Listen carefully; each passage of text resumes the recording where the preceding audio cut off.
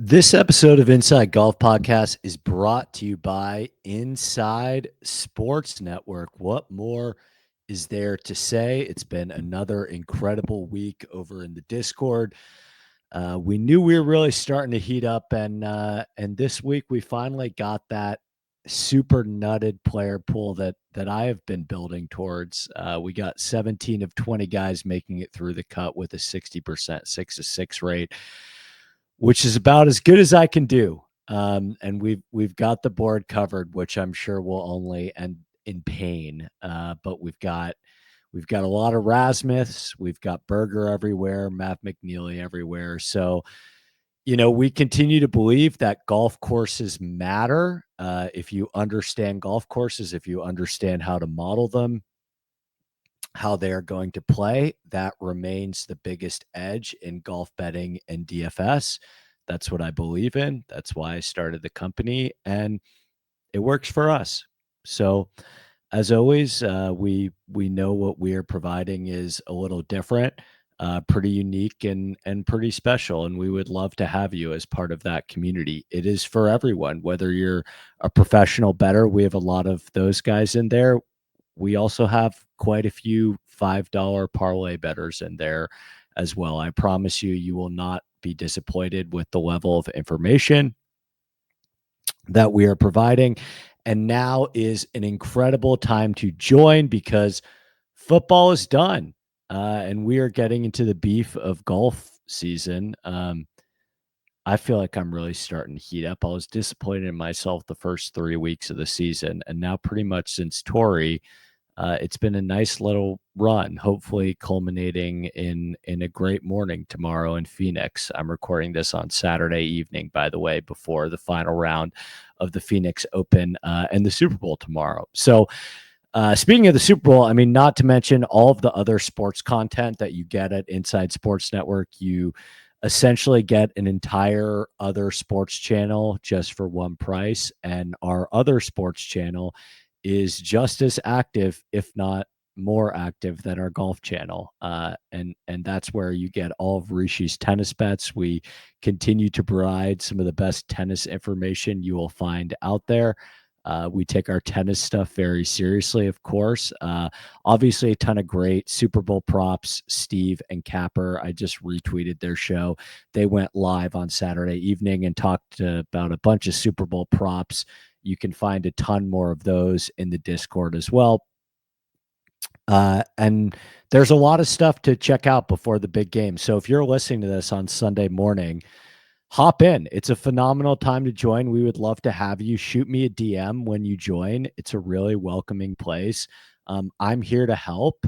I will walk you through anything. And it's, something we've become super proud of and are super pleased with. So InsideSportsNetwork.com, join. And as always, if you are a student or active military or just like a younger guy who is really passionate about golf courses and data and want to get your foot in the door and learn, just shoot me a DM on Twitter or an email, Andy@InsideSportsNetwork.com. I will personally work with you. I'll personally help you out. We want it to be for everyone, and obviously continue to be amazed, overwhelmed, and humbled about what it's turned into in such a short period of time. All right. Torrey Pines, the Re-Dux. Actually, I suppose we can talk a tiny bit of Phoenix. I've been a little bit under the weather all weekend, as you may be able to tell by the hoarseness in my voice. It kind of started for me on Wednesday, and I've just been battling this head cold all weekend. I lost my voice a little bit. I'm going to grind through this one as always. I don't believe in sick days.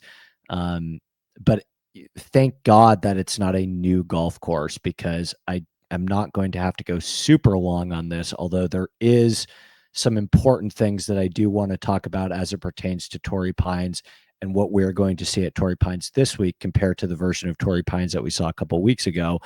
But first, to touch on Phoenix, I was not feeling good, so I watched a ton of golf this weekend. It helped a lot that I have a bunch of sweats going on, but I just continue to really like Phoenix. I have a lot of negative things to say often about PGA Tour golf courses, and I think it's important to highlight the good as well. And when this golf course, TPC Scottsdale, is firm, and to be honest with you, it's actually been firmer than I expected this week. I will actually take a minor L because the golf course is the golf course is playing how I expected. Obviously, nearly my entire pool made the cut, but I still thought 22 under winning score was what I came on here and said. And Dietrich very may well shoot 4 under tomorrow and get there, but realistically, the golf course played a little bit tougher than I expected. They kept it pretty firm, and I thought it was delightful. I mean, it's obviously been a great week for me in terms of the guys that I went with. So as always, let's spend a little bit more time on the L's. I think my biggest mistake / surprise, or probably better framed as a mistake than a surprise, if I'm being honest, probably chalk Billy Horschel. He was the only guy on my 11-man outright card that missed the cut. Unwise by me. Unwise decision. Rather unforgivable, to be honest with you. Unexcusable, because I saw that steam coming from a mile away too. And I guess that was just projections meets, like, I was talking about him a bunch, other places were talking about him a bunch, and I already had him as the highest owned player in the sevens. That's why I don't have an excuse. I did not expect him to be 20% owned. We projected him at 15%. And I suppose I kind of said, well, I'm avoiding all of this other 7K chalk. No thanks on Novak. No thanks on Glover. No thanks on Stevens. No thanks on Chuck Hoffman. Billy's the one I prefer the most out of that group. Might as well eat it and continue to go all in on 4% Brian Harman and Daniel Berger. And, those two names are one of the biggest reasons why it's been such a good week. But I kind of also just lazily decided to eat it with Billy, and that was dumb. More L's. Kitayama made the cut, but he's not winning shit. And he's actually looking like more of a detriment to me in my single entry than an asset. That's an L for me. I expected a lot more out of him. Hopefully he can go low tomorrow and just score on Sunday, but at best he's finishing like T35, and I thought he had a real chance to contend and win. And then I guess I just continue to be super underwhelmed by the non-Scotty top tier of the odds board. I mean, this is my best betting card of the season in terms of guys that have a relative chance tomorrow. Dietrich will be tough, but again, I bet 11 guys, 10 of them made the cut. Berger 125 to 1. I gave out on last Sunday's show. He's playing in the final group and playing phenomenally, by the way. Like, he looks pretty locked in. Mav McNeely 65 to 1. He's playing in the second to last group. I have a little bit less confidence in him than I do Berger, even though Mav's at half the number. And then I just have a ton of guys at like 7, 8, and 9 that aren't winning shit. But I felt so much better about this strategy of, we were joking in the Discord because a lot of us had similar cards with all of these, these Kitayamas and Bergers and Harmons. And Mavs, a lot of guys in the 60 to 120 range. And I just felt so much better about this strategy of just overwhelm Scheffler with mass instead of investing heavily in Justin Thomas or Sam Burns or Hideki or Sung Jae. I mean, the lowest guy in my card was Tom Kim at 45 to 1. He was really disappointing today, by the way. I thought that Tom Kim was going to be another guy that I could add to the list of players that have a chance tomorrow, and he is too far back after shooting +1 today. But it was Tom Kim for me at 45 to 1, and then I bet 10 more guys higher than 65 to 1. And so the odds board is different this coming week. We have a signature event, And so I think and based on the way the golf course it's going to play, it really shrinks the pool of players that I actually believe can win. But I think that the broader point that I'm trying to make here and have been trying to make for a couple weeks now, I just think that Justin Thomas and Sam Burns and Sung J M and probably Patrick Cantlay for that matter, and probably Colin Morikawa for that matter, these guys and probably Ludwig Gobert for that matter, these guys continue to be perpetually overpriced by the betting market. These players are not winning golf tournaments at under 35 to 1 at remotely close to the rate that their prices are suggesting that they should. And I just think it was another week where, as soon as we got into the action, I remember thinking to myself, God, I'm so happy I have like a bunch of losers instead of one or two losers in Justin Thomas or Burns, because I at least know that I can get one or two of them to give me a chance on Sunday. And personally, I don't have a really strong opinion on what's going to happen tomorrow.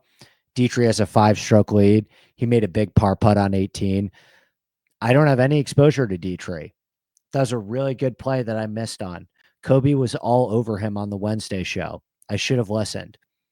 And that's a miss. That's another miss by me. Berger or Mav or Rasmus are optimal outcomes for me tomorrow. Spieth, I suppose, would be fun, even though I don't have any exposure to him either. I thought the Dietrich price was a little short. Like, he's only minus 160, I'm seeing, with a 5-stroke lead. I know he's not exactly the most prolific closer of all time, but it's not like the guys at 12 or 13 are world beaters either. As confident as I am in Daniel Berger tomorrow, there are still significant questions surrounding how Berger's going to play on a Sunday in contention. We're talking years since he's last been in this position, let alone guys like Michael Kim. Rasmus is probably the best player of that group, but he's never won on the PGA Tour. This would probably be the biggest win of his career. No shots fired to some of the stuff that he's accomplished on the DP World Tour, but he hasn't exactly been in this position either.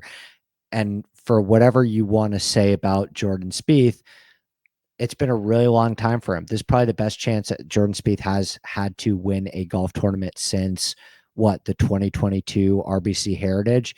This is his second professional start since August, right? So I thought the Dietrich price at minus 160 was a little short, to be honest with you. Scotty is a little too far back to win. And so I thought if Scotty was at 11 or 12, then Dietrich's price would be minus 150. But I think Scotty's a little too far back to win. And although I think he plays well tomorrow and finishes top 5, and we'll talk about Scotty this week, Scotty came in at 60% owned. I had him higher projected than like any other site, and I look at all of them. I had Scotty at 50.5%. A lot of other places had him in the low 40s. Scotty came in at 60%, which is something we'll talk about a little bit in this episode and then a lot in the future, because I think that we at Inside Sports Network, particularly in the Wednesday premium show, do like the best job of actually explaining the pro and con case of playing Scotty every single week, and whether it's a good decision to play Scotty this week. And I did play. I played 80% Scotty. I have actually a few good 6 of 6s without him too, because I had everyone make the cut basically this week. But I think Scotty, to be honest with you, is going to finish like T5, and there's going to be some really great lineups that don't have him that do quite well this week, and the contrary as well. I think it's kind of, you got the median outcome, and it's really not worthy of a Vic lap on either side, to be honest with you. We'll see how you did. We'll talk to a bunch of people in the Discord that, with varying different strategies, and I'll recap it with Bear Off on the Monday show. I played 80% Scotty, as well as Scotty in my single entry at 75%. And it's as good of a pool as I can ask for. We'll see how tomorrow goes. I may not win. I may not really win much at all. Um, eh, and a lot will be dependent on players not named Scotty Scheffler, which is, I think, something that people need to focus on a little bit more. Is that a lot of this conversation with Scotty Scheffler is not just about how you think Scotty Scheffler is going to play in a given week. It's about understanding the lineups that you could build with the other 5 golfers if you're using that much salary versus the types of lineups that you would build if you're not going down the Scotty Scheffler route. And Scotty's performance this week it's kind of just like the median outcome, in my opinion. I don't feel worse about him or better about him whatsoever going forward. He's like 6th in approach, 6 off the tee, kind of a neutral putter. He's not chipping the ball that great at the moment. He is really sharp, like remarkably sharp for how much time he's taken off, and very clearly a few minor details off. And in golf, a few minor details off for somebody like Scotty Scheffler is the difference between finishing 1st and 5th. But I wouldn't be super concerned about whether or not the firsts are coming. It may not be next week at Torrey Pines, and I'm actually a lot more afraid of him from a golf course fit standpoint at TPC Scottsdale than I am at the version of Torrey Pines that we're going to get this week. But yeah, I would probably make Dietrich closer to -200, but hopefully for my bank account, it is Berger, Mav, or Rasmus. And I'll talk more about Phoenix when the tournament is over on the Monday show. Let's talk about the Genesis, because we're back to Torrey Pines. This tournament got canceled. It didn't get canceled, I should say. It got moved because, of the Palisades fires. And where I'm sitting right now recording this is 10 minutes away from Riviera, maybe less. It's like 1.2 miles. For the past 5 years, I walk from my living room to Riviera. And this was the right call. I finally said goodbye to my mom's home for the first time, and she spent a lot more time at that place. And it was miserable and brutal and awful. And as more information comes in from more people that I know that are affected, and the dust starts to settle on what this devastation is actually going to be, and the economic impact that it is going to have, and the time that it's going to take to rebuild this incredible community that, as I've said before on podcasts, and any of my friends knows me, was the place that I plan on living for the rest of my life. The place that is home to me, the place that I want to start a family and raise my children at. And it just wasn't the time for a golf tournament here. It wasn't. And, like I said, the Palisades, which was like the eye of the storm where my mom lived, if the Palisades is right here where my hand is, if you're watching on YouTube, Riviera is like right here, 10 minutes in this direction in the middle. And then where I live is 10 minutes in the other direction.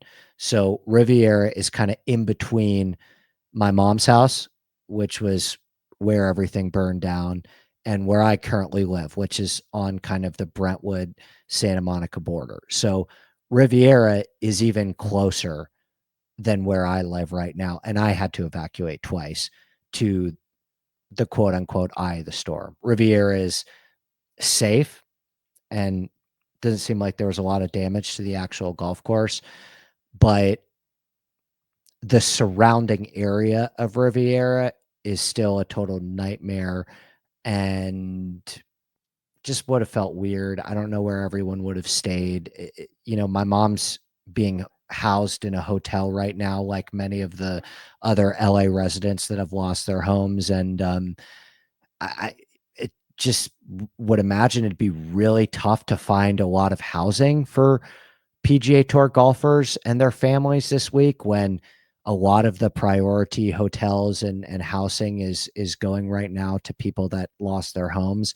So, long story short, I'm not the biggest Torrey fan in the world, as you guys know about me, but this needed to happen, and I'm probably not gonna spend any more time, like, thinking about where they could have gone or if they could have gone to a better place, because at the end of the day, whatever. I do think the PGA Tour, we should criticize them on things, like, it is fair to criticize them on stuff that they don't get right. They've set the bar so incredibly low that I think us as golf fans are like, "Oh, it must be, we've learned it is so hard to set up a golf tournament," and all of that is true.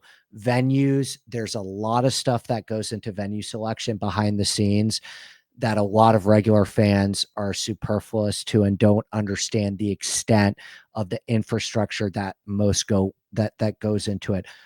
On the other hand, the PGA Tour has set the bar so low in terms of their lack of creativity and their laziness around going back to the same places over and over again and not creatively thinking outside the box, not taking chances on other golf courses, that we've kind of just accepted that getting it somewhere in California is a huge victory, and getting it somewhere in California on, like, at least a real golf course, in this case, probably is a huge victory for the PGA Tour. Um, but that's all a conversation for another day. We've got Torrey, and we're seeing Torrey twice in 4 weeks, but in my opinion, based on the weather that I'm seeing, the golf course is going to play differently. And, I did a huge breakdown on Torrey Pines 2 weeks ago on YouTube. I did a full preview with Steve about my thoughts on Torrey Pines. It's on YouTube. We dive pretty deep into the golf course. My opinions on the architecture of the golf course, fairly well documented. I feel like I know that golf course more than nearly any golf course on tour, just because we have so much data on it. I generally have a really good beat on the weather because I live in Southern California, and I know what the weather is like this time of year. I've just played and walked that golf course a million times. The model at Torrey that we produced 2 weeks ago was really good, and it, produced one of my best pulls of the season. But based on the weather, and again, can say this stuff doesn't matter, but I would imagine that if you're listening to this podcast, you do know that it matters. I'm going to talk mainly today about how Torrey Pines is going to play differently next week than the Torrey Pines we saw at the Farmers, and break down what I'm changing about my handicap this week. And then DraftKings already has odds out. So we can talk about the early bets that I would consider making. There's a bet that I've almost made. I'm thinking about it. We've been going back and forth on it in the Discord all night. I haven't pulled the trigger yet. I'm feeling like I should, especially before I release this podcast. But normally the we're going to the South course. So we have all 4 rounds at the South course. Normally the harder golf course of the two, that golf course is 7,600 plus yards. That's the one they play over the weekend every year at the Farmers. That's the one they play at the US Open.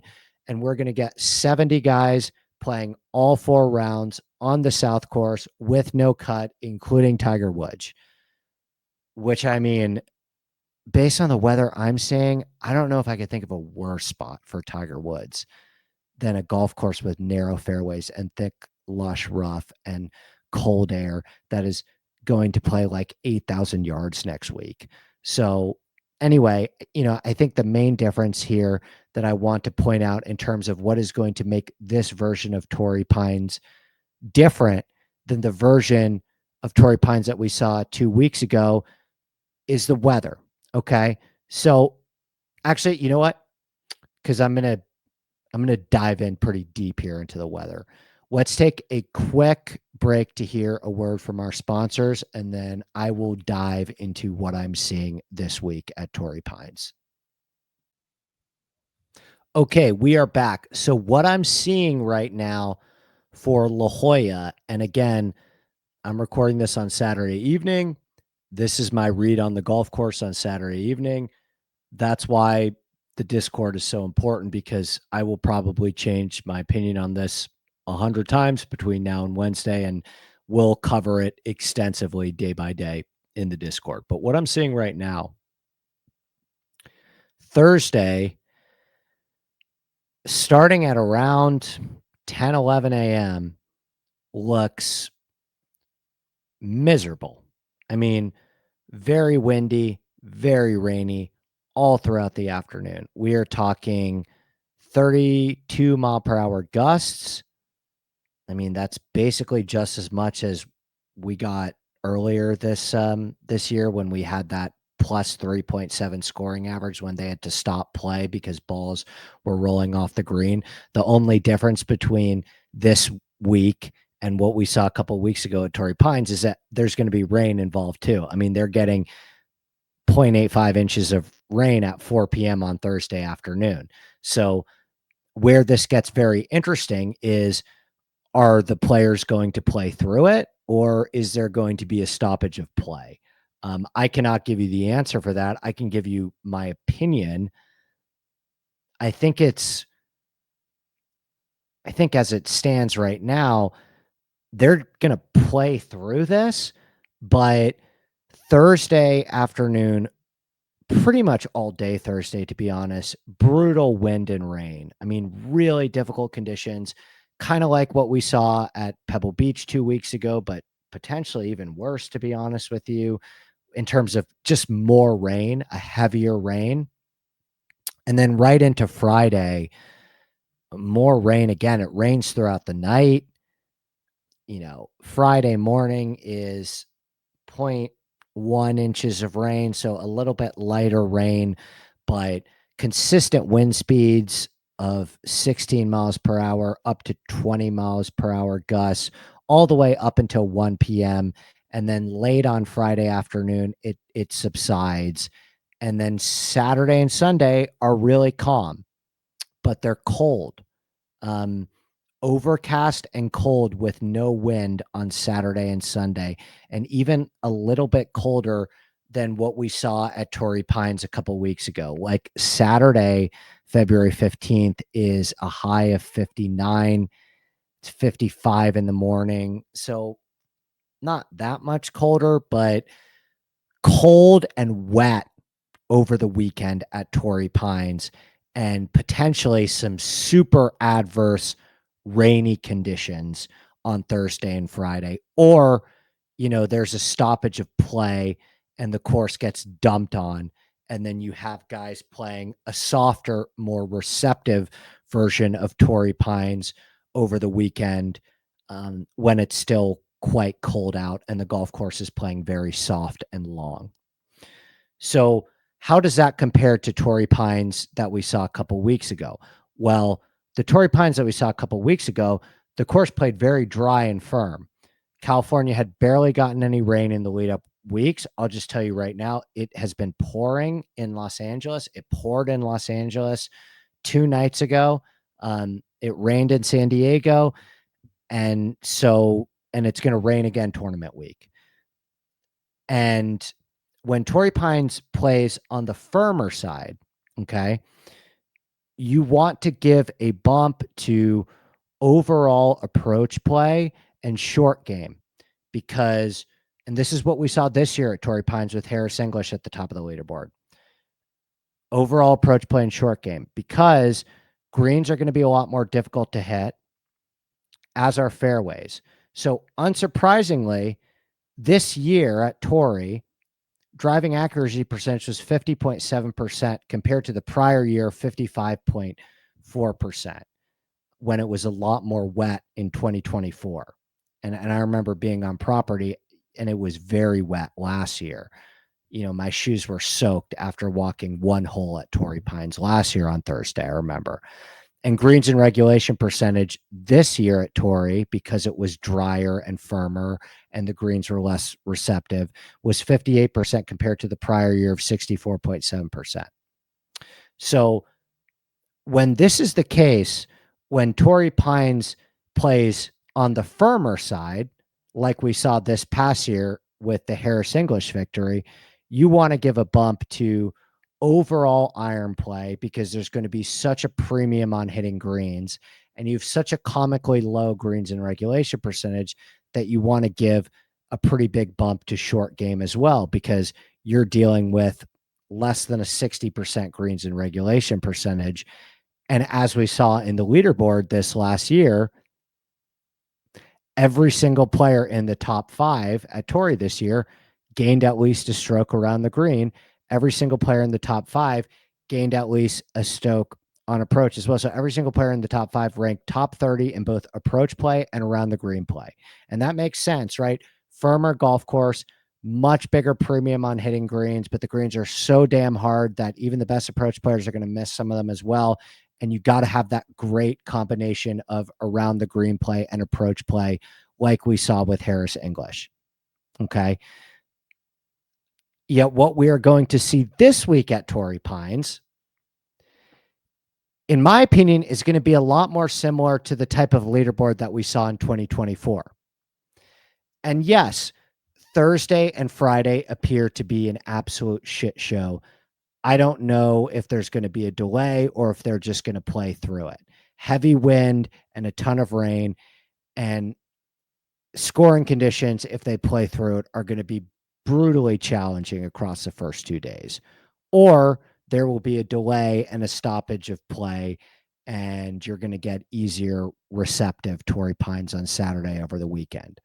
Because after the first 2 days, Saturday and Sunday are very benign from a wind standpoint. A little cold, like I said, but barely wind and overcast skies, and the golf course just got a ton of rain. The golf course will have just gotten dumped on over the past 2 days. So what can we expect this year? I would expect brutally difficult conditions over the first 2 days, and then Saturday and Sunday to actually play a lot easier than the Torrey Pines we saw a couple of weeks ago, due to the receptiveness of the fairways and greens. And let's talk about what happens to Torrey Pines when it's wet. How does Torrey Pines play different? We already talked about what we saw a couple of weeks ago at Torrey Pines when it's firm and fast. It's like short game, overall approach play. But what happens at Torrey Pines when it's wet? Okay. Now, this golf course, when it's wet, and I remember this clearly from 2024, walking around, it plays brutally long, but also very receptive.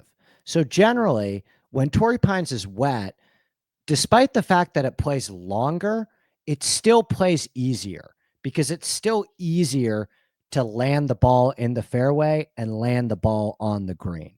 So under softer conditions, putting, because you're going to have a higher greens in regulation percentage, distance off the tee, because there's going to be no rollout in the fairways. Driving distance is going to go down. A huge week for carry distance, because the golf course is going to play insanely long.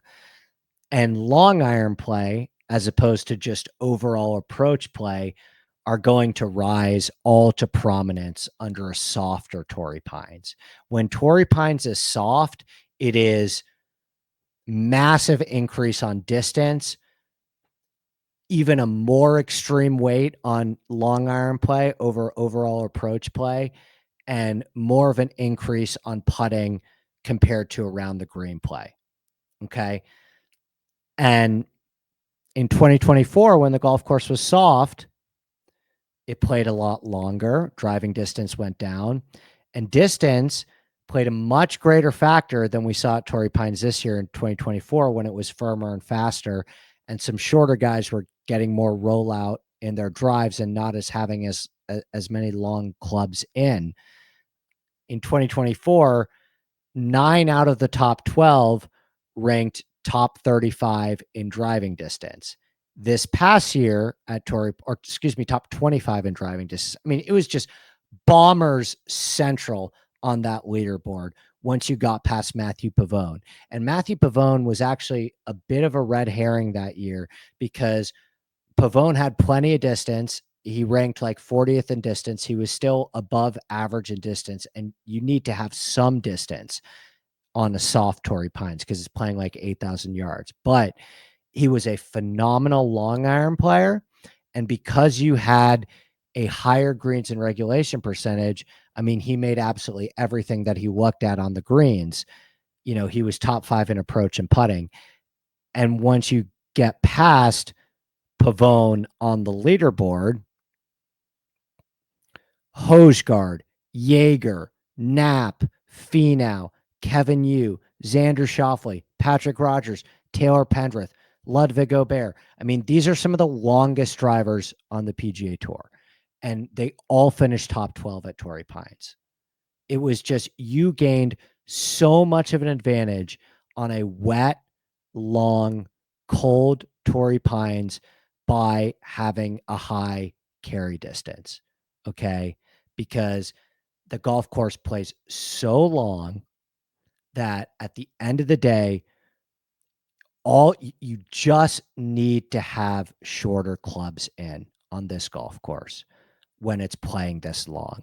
And so that 2024 leaderboard, we're just, and if you're not have Jake Knapp's distance or Tony Finau's distance, then you have to be an unbelievable long iron player and a great putter like Matthew Pavone. But after Pavone, it was Hojgaard, Jaeger, Knapp, Finau, Xander, Rogers, Pendrith, Ludwig. So to recap here, and I hope I'm laying this out pretty clearly to take the time. I know this is very in the weeds content, but like, this is, if you're listening to this podcast, Max, this is the stuff that we do. This is how I get an edge in this stuff. So you want to decrease the weight on short game and overall approach play, and you want to increase the weight on pure long iron play and driving distance. Okay. And putting a little bit too, because you're going to have a higher greens and regulation percentage. So some of your around the green shift should go to putting. So I know it's in the weeds content, but particularly after seeing some of the models on Twitter, like I'm getting a lot of understanding how to model correctly is really, really important. You could, whatever. I don't, it sells itself. Okay. But, I'm trying to do a better job from the questions I've been getting of like explaining the in the weeds, how to do it and how to use how a golf course is going to play to model a golf tournament. And so that's what I would do at Torrey Pines this year under these conditions. The real kicker here, though, is that Thursday and Friday are either going to be brutal conditions where they play through the wind and rain, or there's going to be a delay and stoppage of play. And players will experience an incredibly soft golf course over the weekend and certainly easier scoring conditions than we saw a few weeks ago. My hunch as of now is that they do play through Thursday and Friday.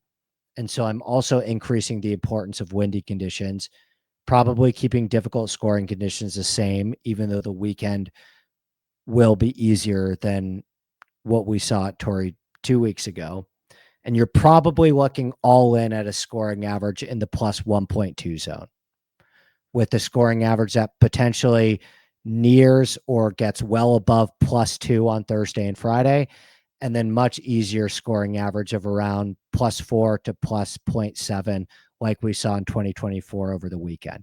So for context, scoring average this year at Torrey Pines was plus 1.67, with an insane scoring average of plus 3.56 on Friday in extreme wind gusts. Again, who knows if they play through it on Thursday and Friday. If they do, we may see something nearing that. But given the scared nature of the PGA Tour, I would expect a defensive setup to ensure that the best players in the world, including Tiger, won't be complaining this week. The golf course is already one of the hardest on tour in normal conditions. And while I think us as fans viewed Friday at Torrey Pines as one of the best golf viewing experiences of the year. I mean, I was devastated when they stopped play. It was just getting good. But the PGA Tour looks at that and says, "Oh, no, no, no, that's a bad thing. We have players complaining about balls not being able to be stopped on the greens."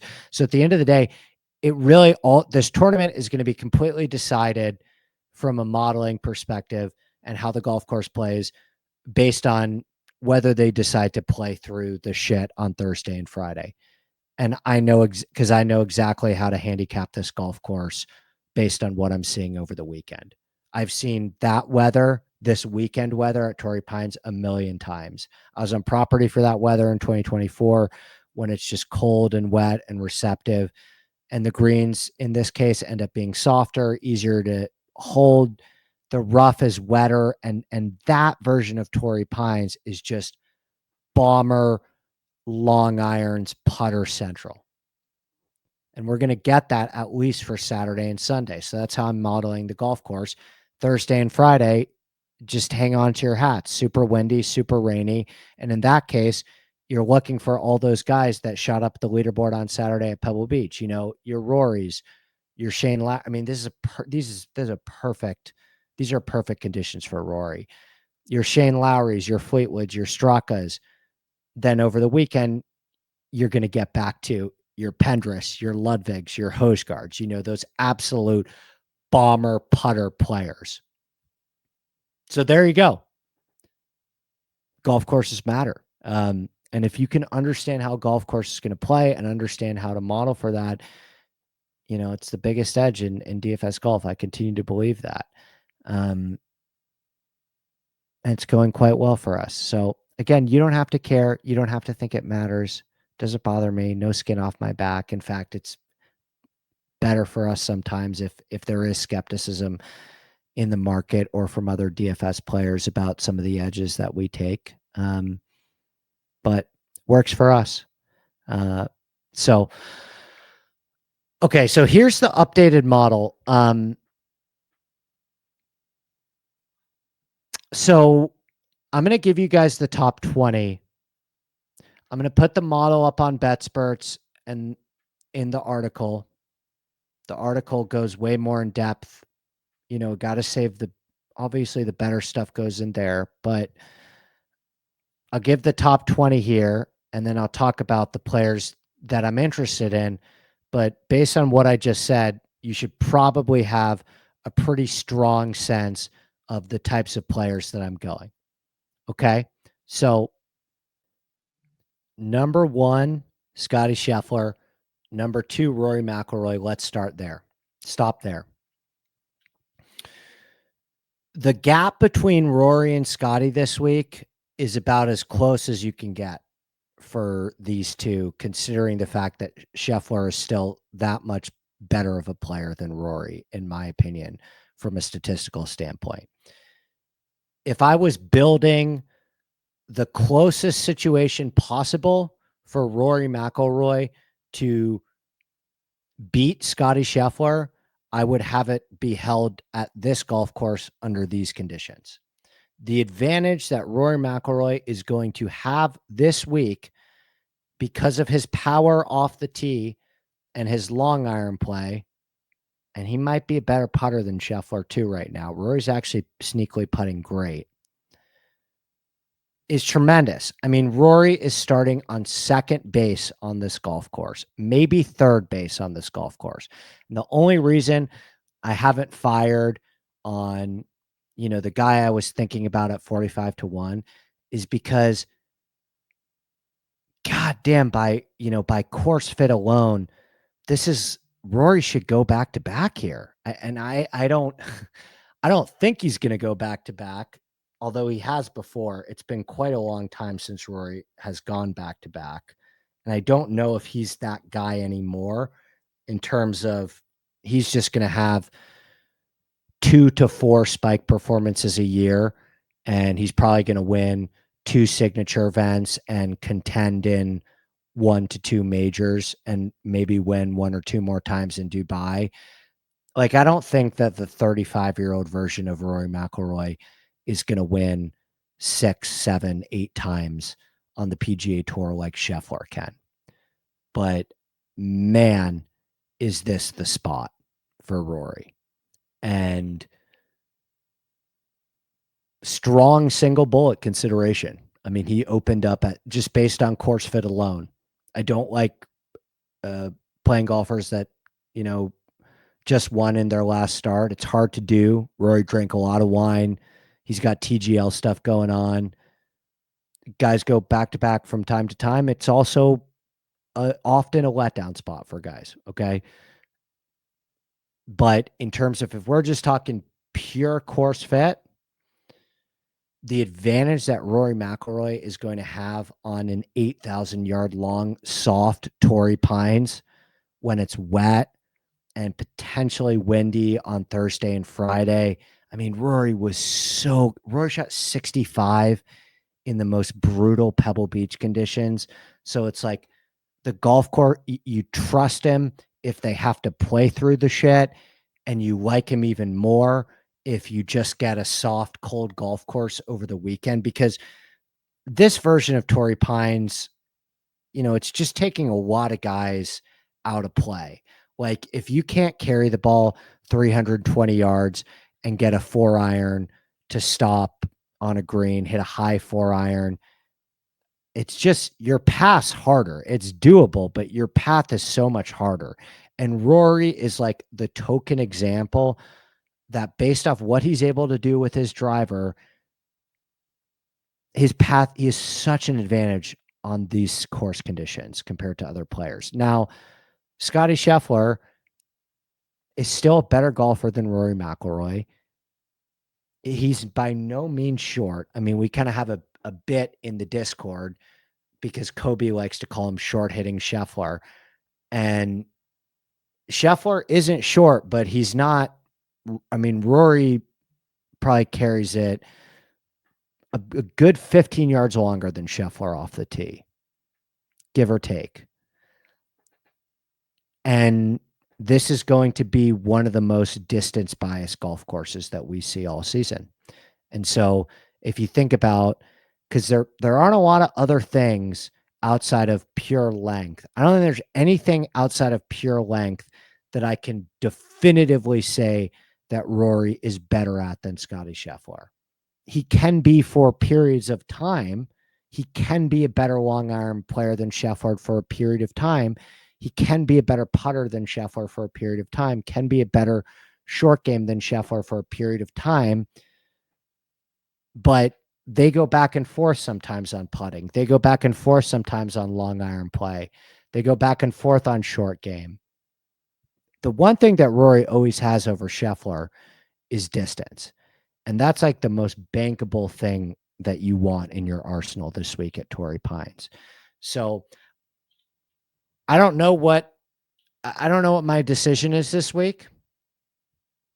I'll tell you one thing. I'm not going to bet Scheffler at this golf course, whereas I would bet Rory. But, if we do the thing on the podcast and if Scheffler plays poorly on Sunday in Phoenix and a narrative starts to build, oh, Rory's as good as Scheffler.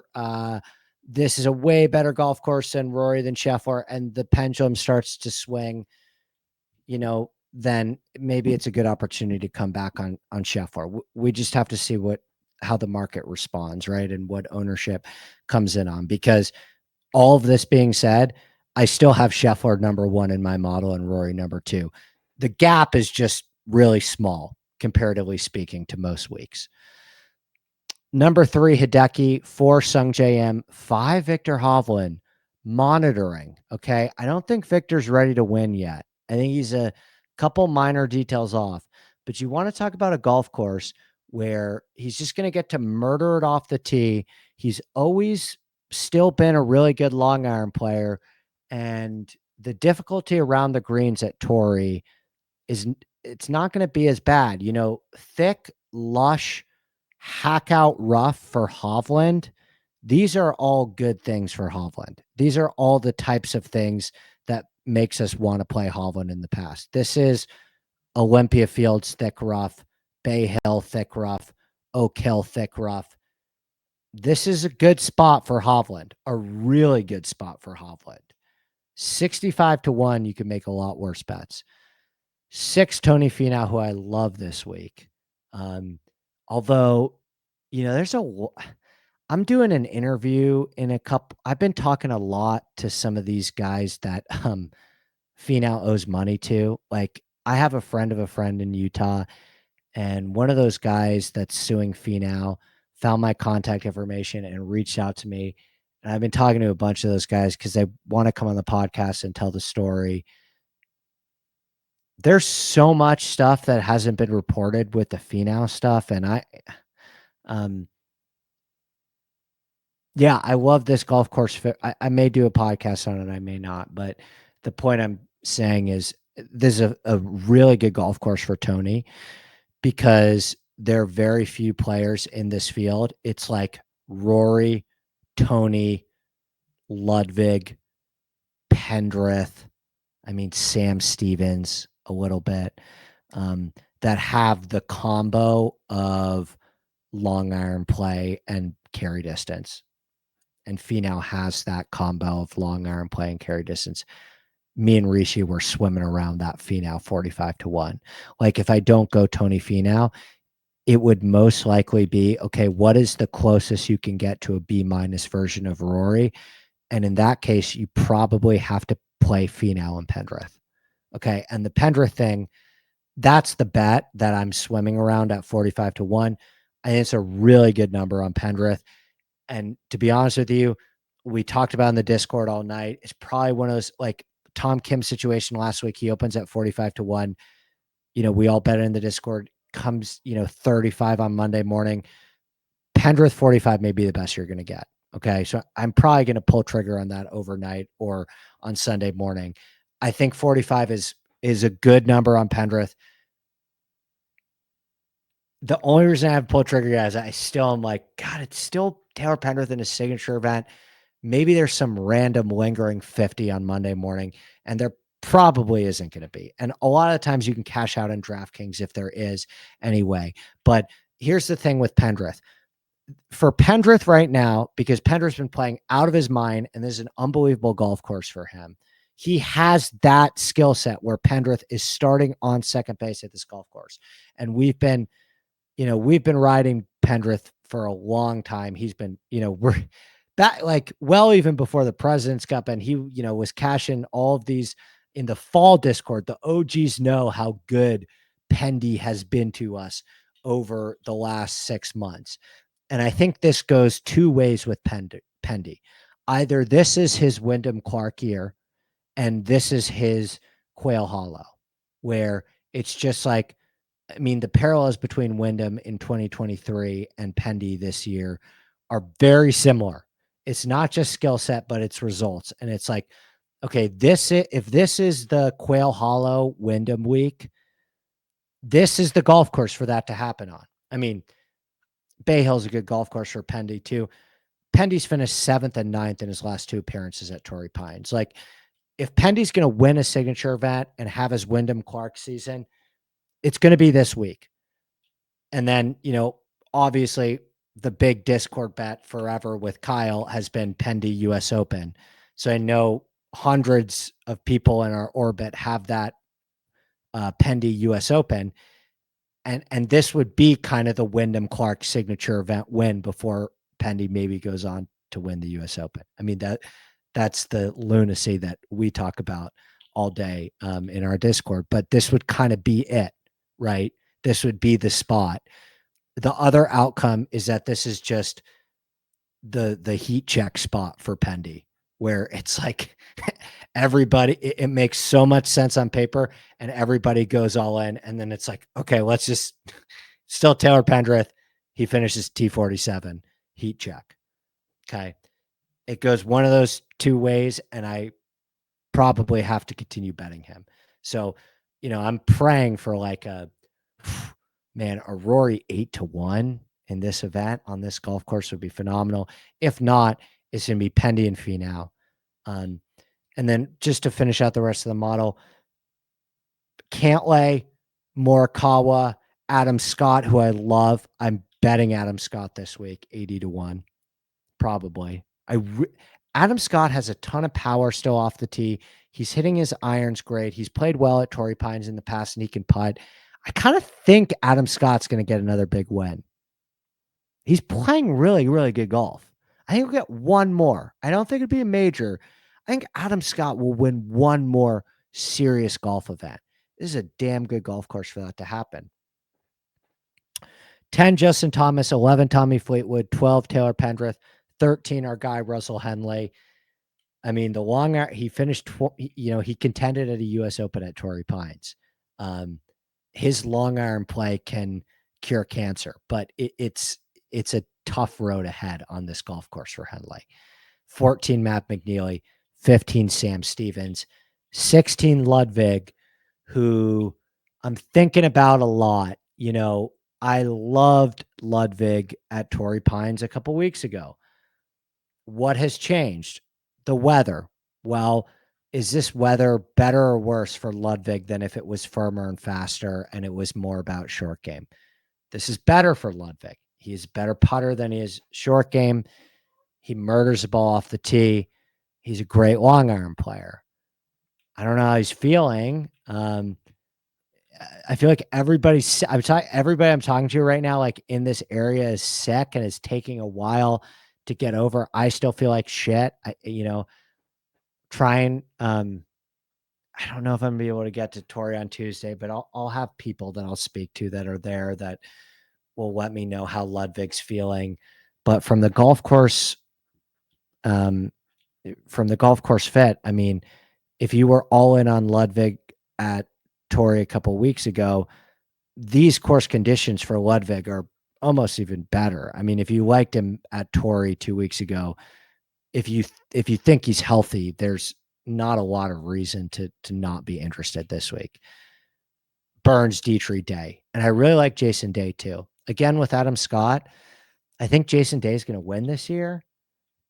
I'm trying not to do all the old guys because I've had a lot of success taking some chances on some younger guys this year in DFS. But I really like Jason Day. He's still plenty long off the tee. He's been hitting his irons great and is a great putter. I really like Adam Scott. I really like Taylor Pendrith, and I really like Tony Finau. Again, I'm kind of selling the investment on the guys that are priced between Rory, Scheffler, and 40-1. Kind of selling it a little bit. Maybe one of those guys wins this week now. And if I was having to choose in that group, still probably Ludwig or Colin. I know these golf course conditions don't scream Colin, but like we have seen Colin time again overcome anything with his long iron play. I mean, like when Colin is on with his long irons, it's just like a better version of Russell Henley. So that's it for me. Thanks for sticking with me through a little bit of a head cold and sickness. I don't know how I did 58 minutes again on Torrey Pines after we just played here 2 weeks ago, but I think the golf course stuff is really interesting. And if you care about this stuff too, want to talk more about it, want to learn more about it, want to win a shit ton of money in golf betting and DFS with a bunch of people that love talking golf and don't take themselves super seriously and like to still have a lot of fun despite talking about fucking agronomy and grass all day. Well, people in the Discord don't. I do. Like that's my job. Everybody else is normal besides me. And we'd love to have you at Inside Sports Network. So insidesportsnetwork.com. Join. Again, you can reach out to me at any time. We'd love to have you, and enjoy the Super Bowl. I've been so busy with golf, I haven't really dug into it. I don't have a play. I feel really like guilty and weird about that. There's years past in the Super Bowl where I've betting a million props, but I've been so locked into the company and managing the company behind the scenes and answering a bunch of questions and doing my Torrey research and keeping the golf channel going.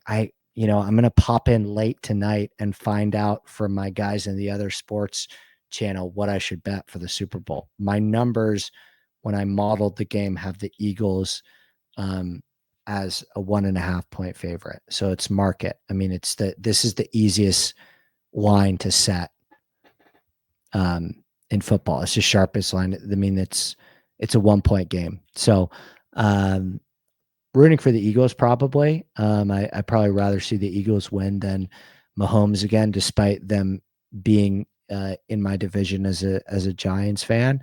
But can't say I have a lot of confidence in that. I was really heavy on the 49ers last year. Quite heavy on the 49ers last year. I ended up doing fine because I did so well at the props, but I really liked that 49ers team last year. So I probably still have a little bit of PTSD that is preventing me thus far yet in the week from coming in on the Eagles. But again, enjoy the football, enjoy the golf tomorrow. Let's go, Dan Berger. Shoot a 65. Kitayama, charge up the leaderboard. I have like 1,000,006 of sixes with guys that are just like T30. Like, let's do it. Why not us? We will see you next time. Have a great rest of the weekend. Cheers.